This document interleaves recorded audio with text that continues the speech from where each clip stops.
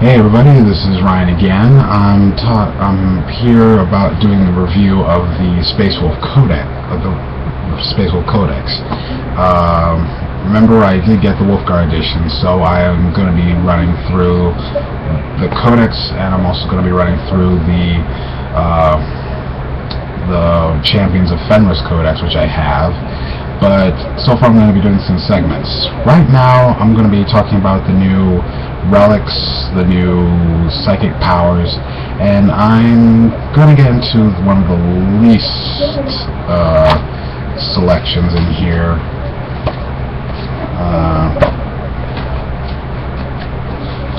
I'll just do, and then I'll do the HQs.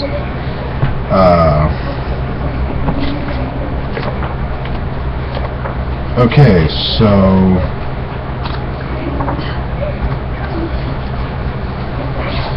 alright, so Space Wolves have this new psychic powers, which I'm actually, and it was surprising, I don't feel bad about them. They're not underpowered. I would say some people would consider them mediocre. And one moment. And I would consider them I would not consider them mediocre at all. I would actually consider them quite fair and balanced. The Primaris power is Living Lightning. Basically, what they did was that they kept the names of the 5th edition psychic powers and just modified and tweaked the rules a bit. Living Lightning is a Warp Charge 1 Witchfire with a 18-inch range, Strength 7, no AP, Assault 3, Shock. Now what Shock does is, from what I'm told, is kind of like Tesla weapons with the Necrons. They, on the roll to hit of a 6, it has, you get 2 additional hits. I mean, you can have a total of up to 9 if you're lucky to get 3 6s on the hits. When I think averages, people are going to get maybe 6, an additional 9 or 7. Stormcaller, which is actually a lot better, and a lot more streamlined. Stormcaller gave a 5+ cover save, but it never said doesn't give any extra stuff, does it add to cover. Stormcaller is a blessing that targets a Psyker and his unit. Once the power is in effect, the target unit has the Shrouded special rule, meaning put that Psyker in a unit of Long Fangs, you will shoot at stuff all day. Tempest's Wrath. I'm actually glad with this one. Tempest's Wrath is a malediction power. It caught in a single unit within 18 inches suffers a -1 penalty to their ballistic skill, to a minimum of a 1. And treat all terrain, even open ground, as difficult terrain. In addition, they are immobilized. All unit models in the target unit that have the jump, jetpack, jet bike, flyer, flying monsters creature, flyer, or skimmer unit type must immediately take a dangerous test, meaning that you could end up knocking flyers out of the sky. That would be fun.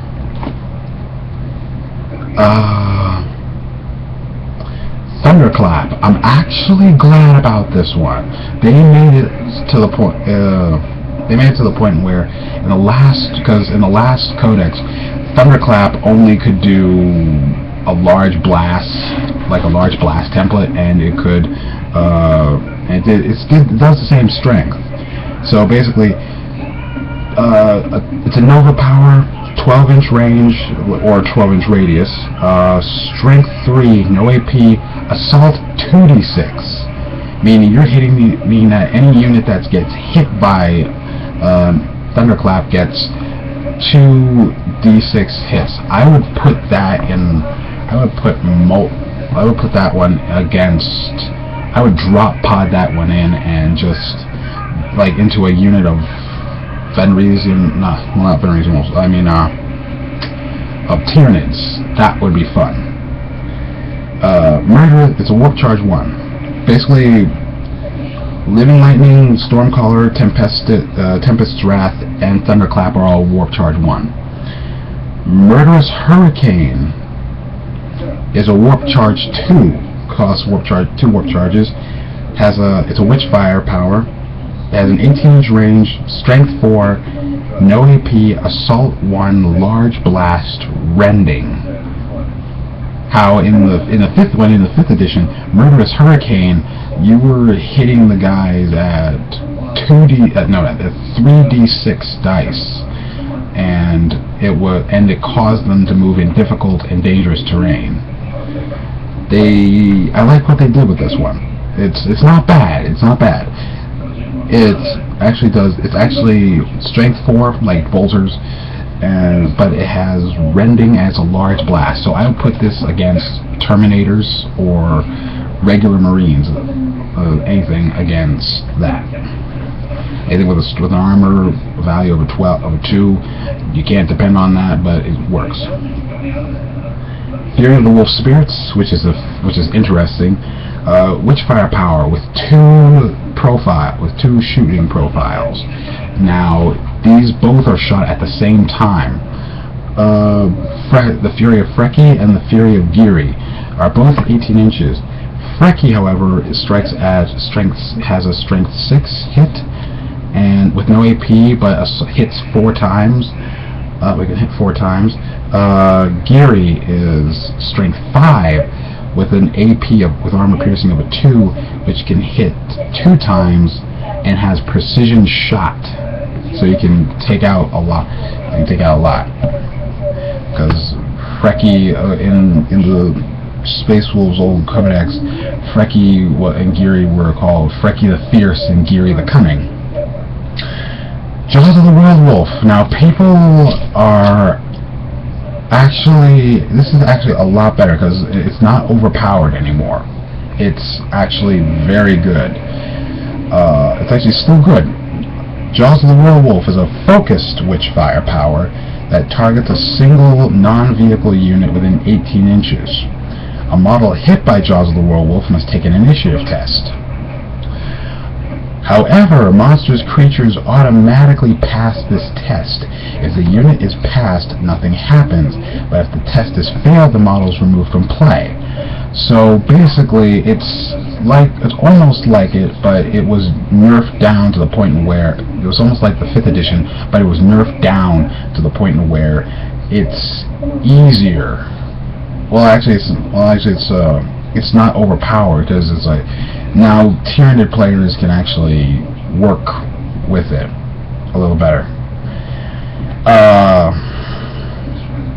That was the Tempestus discipline, the new spatial psychic power. Now I'm going to go into the Relics of the Fang, which are beautiful. This actually got the guys at my Games Workshop Battle Bunker like drooling, and also scared at the same time. Alright, the Armor of Russ is, they believe the Space Wolves believe they may have found the armor that belonged to Leman Russ. It's an armor that gives 2+ armor save, a 4+ invul save. Furthermore, when fighting in a challenge, the wearer's opponent suffers a -5 penalty to their initiative to a minimum of 1. Now that is amazing. I would love to see that armor going up against like Korn the Berserker, like Khan the Betrayer, or any Bloodletters. That would be amazing. But it's like you have to challenge. I would send this guy in against Eldar and against an Eldar character and challenge them. And it's like, oh, you're so slow. Let me kill you.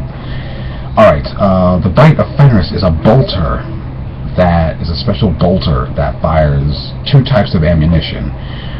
Hellwinter bolts, Flamer, and Flametide bolts. They both have a range of 24 inches. Hellwinters are strength 4, AP 5.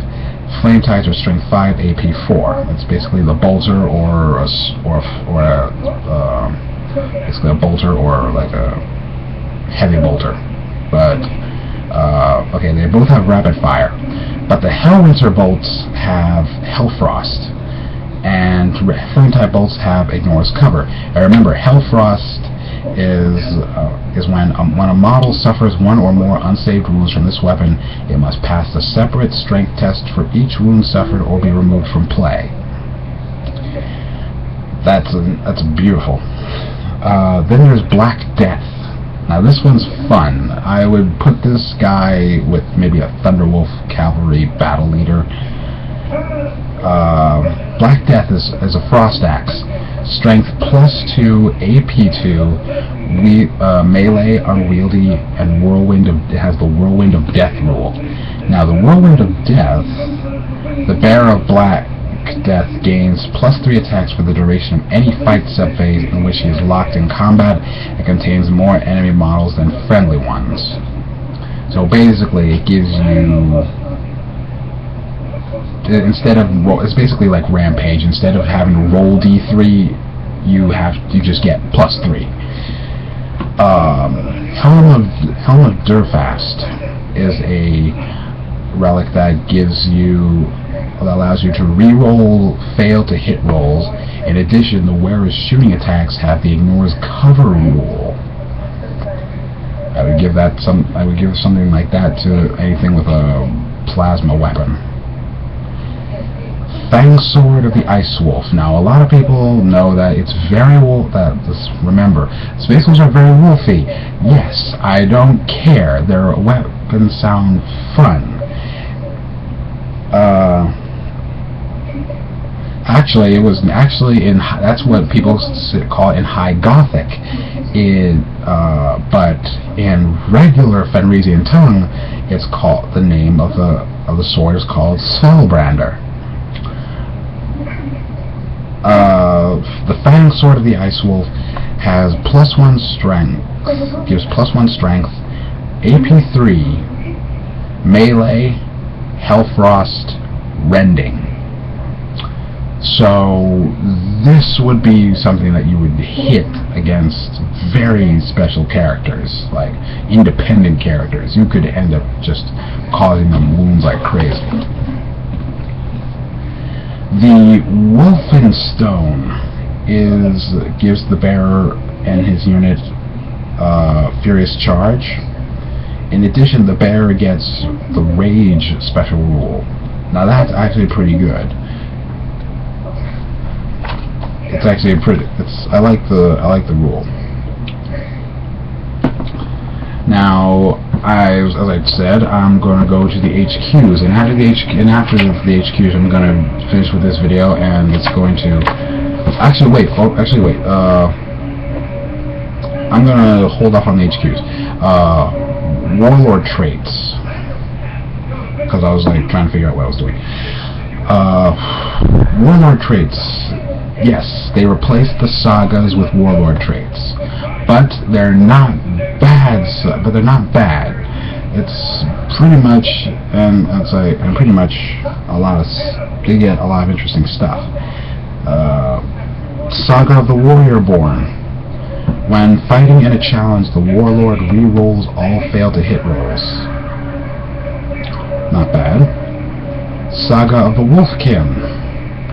The Warlord and all friendly units with the Space Marines faction, consisting entirely of models with either the Beasts or Cavalry unit type, have Stubborn. In addition, if a friendly unit with the Space Wolves faction is within 12 inches of the Warlord at the start of the assault phase, all models with either the Beasts or Cavalry unit type in that unit have the Furious Charge special rule until the end of the phase. That is amazing. Use Saga of the Wolfkin with Herald Deathwolf. You've got guys who are striking at possibly strength 6, strength 7 weapons, and that's amazing.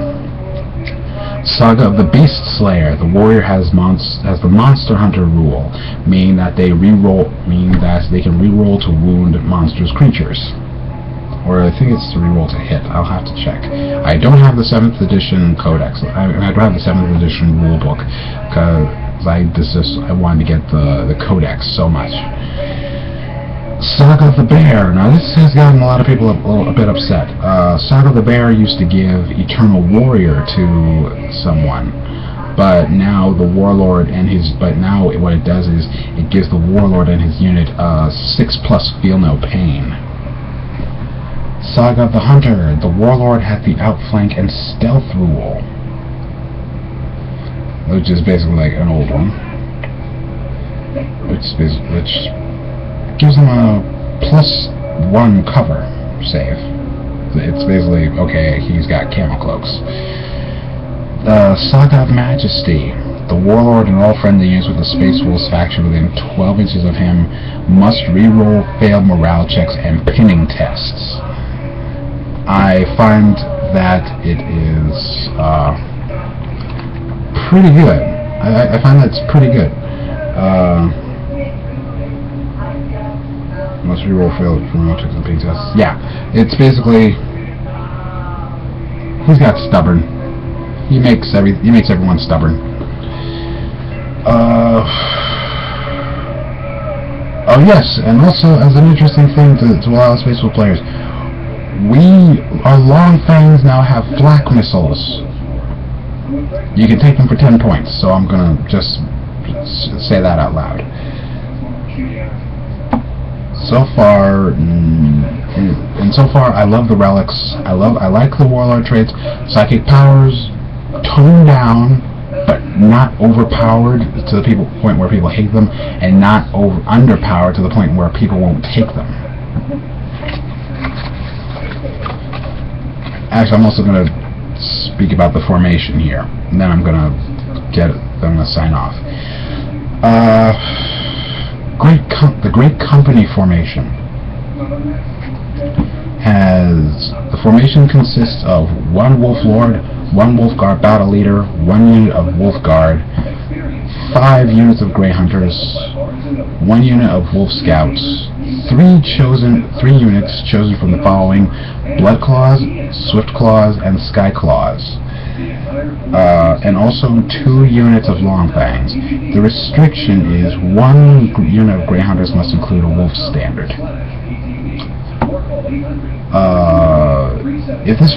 Special rules. Jarl of Russ. If this formation is chosen as your primary detachment, you can re-roll the result when rolling on the Warlord Traits table in the Codex. I like it. Not bad. Now, here's what's really fun about this. Cunning of the Wolf. Before deployment, roll a d6 for each unit in this formation, adding +2 to the result. If the unit's battlefield role is troops and has been joined by an independent character from this formation, on a 6+... Hold on. Okay, before deployment on a roll... Let me say it again. Before deployment, on a roll of a d6, roll a d6 for each unit in this formation, adding +2 to the result if the unit's battlefield role is troops and it has been joined by an independent character from this formation. Before rolling, inform your opponent which independent characters, if any, will start the game joined to which troops units. On a 6+, that unit has the outflank special rule. In addition, at the start of each of your turns after the first, you may select 1 unit from this formation that is in reserve. That unit automatically passes its reserve rolls to arrive on this turn. No dice roll is necessary. It's actually this thing is really so. Basically, every turn you're going to have something coming in to protect your flanks. Yeah, believe me, Herald Deathwolf, who has outflank. Give him if you have that, you can end up having 7 Thunderwolf cavalry outflanking their opponent. And the other rule for the formation, the Howl of Wolves. As long as this formation's Wolf Lord is alive, All units in this formation have the Fear and Furious Charge special rules. And that's the entire unit. And that's the entire army. So it's like, you do not want to piss off these guys. This is amazing. So basically that's it. I wanted to give that to you guys to digest. And I feel this is actually going to be an interesting codex. It leaves room for trickery. That's what it leaves room for: trickery, douchebaggery, and underhanded skullduggery. But it's actually quite interesting how this entire army is based around the fact that technically it is based around how a wolf mentality, how wolf packs usually surround their opponent and pick them off until there's nothing left. You're bones and blood. And I find it's actually fun to play. I find it will be fun to play. I'm still working on my list, and because I'm going against Tau in a couple of weeks, so that gives me enough time to run it, to make adjustments, and also wait for Battle Scribe to. And believe me, to anyone who's on Battle Scribe, please, I do not have the skills to edit, but I need someone to finish updating Battle Scribe with the new Space Wolf Codex, because I definitely want to play this thing, and it's just beautiful how fun it is. Well, that's all. I'll see you next time for the HQs.